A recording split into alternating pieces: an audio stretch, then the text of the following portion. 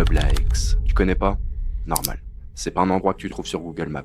Non, c'est pas palpable. C'est un endroit coincé entre cœur et esprit. Certains appellent ça le cimetière à Aix. Moi, j'appelle ça l'immeuble. Parce que l'amour, c'est un truc pour les vivants, voire parfois les survivants. Enfin bref, bouge pas, je t'explique.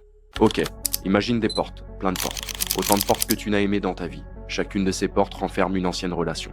Pour certains, l'immeuble à Aix ressemble au Burj Khalifa. Pour d'autres, c'est un petit immeuble de campagne avec un seul appartement occupé.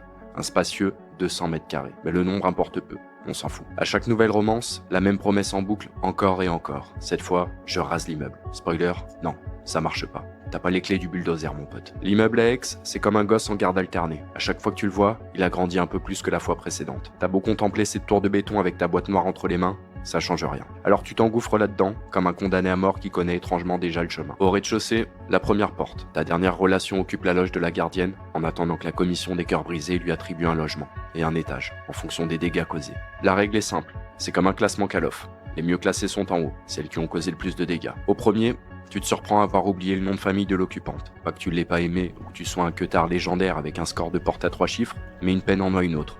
Et avec le temps, l'encre a fini par couler sur la boîte aux lettres, effaçant son nom. Alors, tu continues de monter. À travers certaines portes, tu peux entendre des échos, des moments que ta mémoire rejoue en boucle derrière la porte. D'autres portes sont capitonnées, avec des post-it, défense d'entrée, comme pour te rappeler que tu l'as déjà fait et que rien de bon n'en était sorti. Certaines t'ouvrent encore, d'autres non. Tu continues à monter les marches. Pour je ne sais quelle raison, l'architecte a foutu le dépôt à boîte noire au sommet de la tour. Alors tu montes les marches, une à une.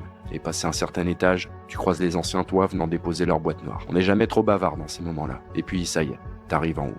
Le dépôt à boîte noire se trouve juste à côté de la plus vieille occupante de l'immeuble, squatteuse éternelle de tes pensées malgré toi, ton premier amour. Alors elle, c'est un peu spécial, c'est pas que tu l'as aimée plus que celle d'en dessous, c'est juste qu'avec le temps, t'as fini par oublier pourquoi elle était locataire ici. Parce que le premier amour, il a le goût de l'évidence, pas parce qu'on était fait l'un pour l'autre, mais parce qu'on n'avait jamais aimé avant. Tu lui as promis l'éternité à l'époque, persuadé que même celle-ci serait trop courte. Ton premier vrai mensonge.